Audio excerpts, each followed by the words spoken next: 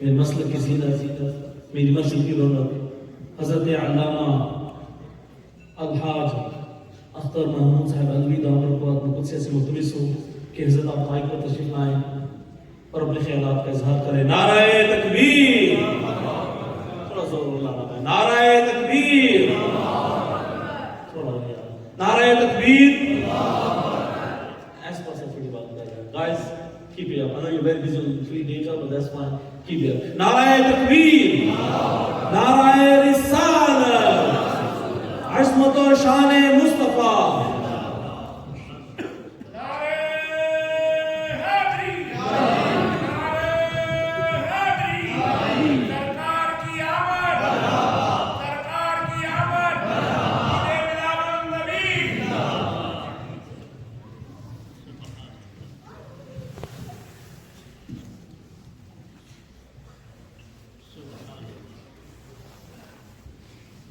بسم الله الرحمن الرحيم نحمده ونصلي ونسلم على سيدنا محمد رسوله النبي الكريم أما بعد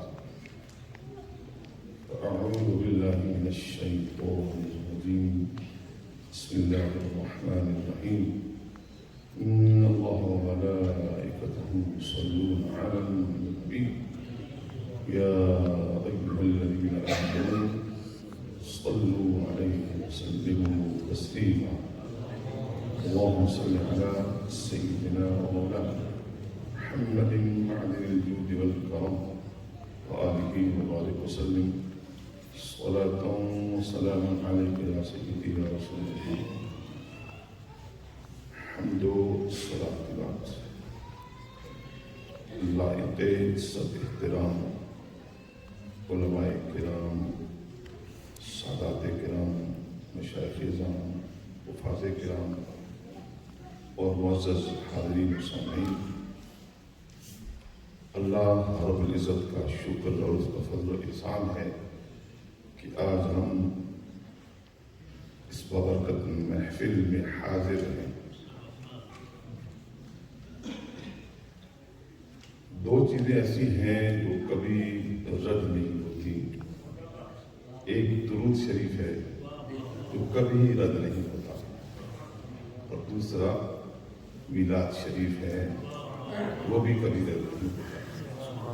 تو انشاءاللہ آپ تشریف فرما ہیں، علماء کرام، سادات کرام رونق افروز ہیں، انشاءاللہ کوئی خالی دامن نہیں جائے گا، اس لیے کہ ہم حضور علیہ السلام کا ذکر کرتے ہیں تو حضور ہمارے ذکر کے محتاج نہیں۔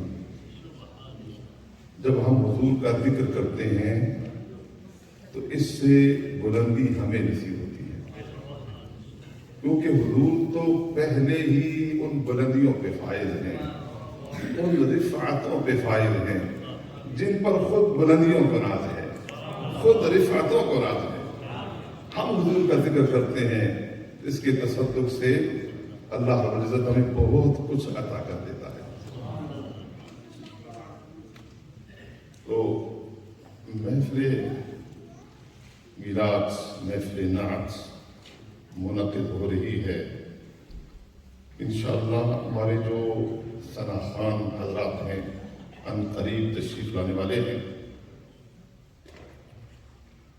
حاضرین محترم، میں قرآن مجید کی ایک آیت کا مفہوم عرض کرنا چاہتا ہوں۔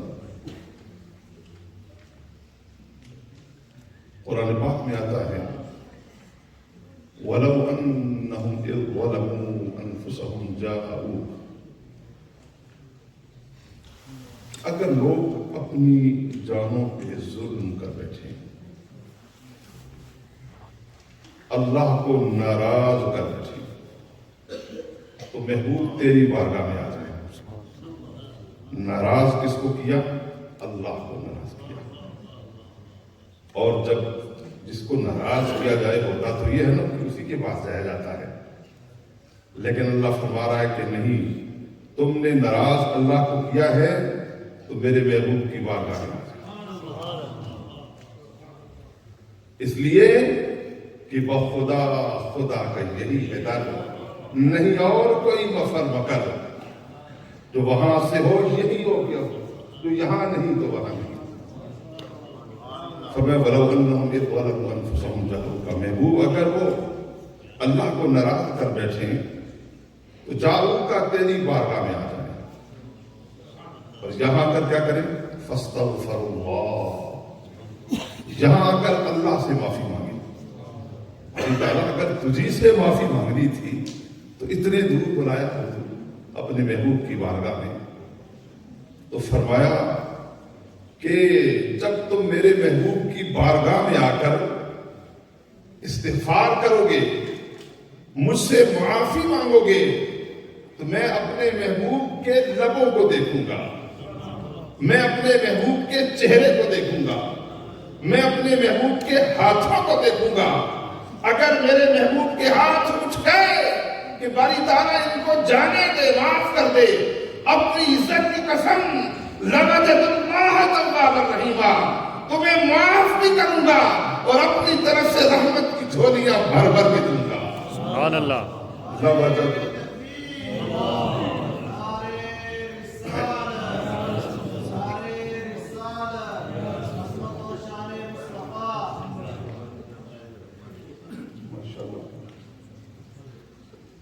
ہمارے معزز مہمان محترم قاری جاوید صاحب تشریف لائے ہیں، اس کے ساتھ دوسرے ساتھی تشریف لائے ہیں، انشاءاللہ ان کی پرسوز آواز میں انشاءاللہ آپ اپنے دلوں کو منور کریں گے۔ تو میں بس اپنی بات کو مختصر کرتا ہوں کہ اس آیت کی شان نزول میں آتا ہے کہ ایک دیہات کے رہنے والے، حضور کے صحابی کے دیہات کے رہنے والے تھے، جب انہوں نے اس آیت کو پڑھا تو وہ چلتے چلتے چلتے مدینہ شریف پہنچے، اور وہاں پہنچ کر پوچھا کہ ان کی ملاقات حضرت علی کرم اللہ وجہ الکریم سے ہو گئی۔ پوچھا کہ آقا یہ دو جہاں کہاں ہیں؟ کہا حضرت علی کرم اللہ وجہ الکریم نے فرمایا کہ 3 دن ہو گئے ہیں حضور کا تو وصال ہو چکا ہے۔ وہ پریشان ہو گئے، پھر کہا کہ مجھے حضور کے مزار اقدس پر لے جاؤ۔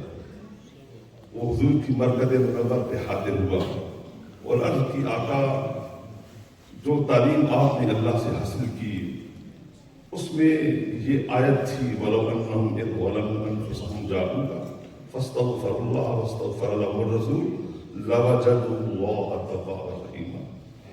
آقا میں اپنے رب کو ناراض کر چکا ہوں، ظلم کر چکا ہوں، یہ آیت پڑھ کر امید لے کر آپ کی بارگاہ میں آیا تھا، مگر آپ کا وصال ہو گیا ہے۔ یہ آیت پڑھ کے پریشان ہو کے جانے لگا۔ تفسیر قرطبی میں ہے کہ جب جانے لگا فَنُودِيَ مِنَ الْقَبْرِ أَنَّهُ قَدْ غُفِرَ لَكَ، فرمایا میری مرکز منور پہ آنے والے جا، تیری ساری خطاؤں کو معاف کر دیا گیا۔ اس میں حضور نے فرمایا کہ حیاتی خیر لکم و مماتی خیر لکم، میری زندگی میں بھی تمہیں خیرات ملے گی، میرے وصال کے بعد بھی تمہیں خیرات ملے گی۔ آج اگر ہم ذلیل و رسوا ہیں تو اس لیے کہ ہم حضور کے قدموں سے دور ہو گئے، ہم گنبد خضرا کی چھاؤں سے دور ہو گئے۔ اگر آج بھی ہم حضور کی محبت اور حضور کی سیرت کو اپنا اوڑھنا بچھونا بنا لیں تو اللہ کی عزت کی قسم، حضور کی محبت کی برکتیں آج بھی ہمارے حالات کو بدل سکتی ہیں۔ اللہ کی عزت میں اس نے عمل کی توفیق۔ نعرہ تکبیر، نعرہ رسالت، عظمت و شان مصطفیٰ، علماء اہل سنت، دوران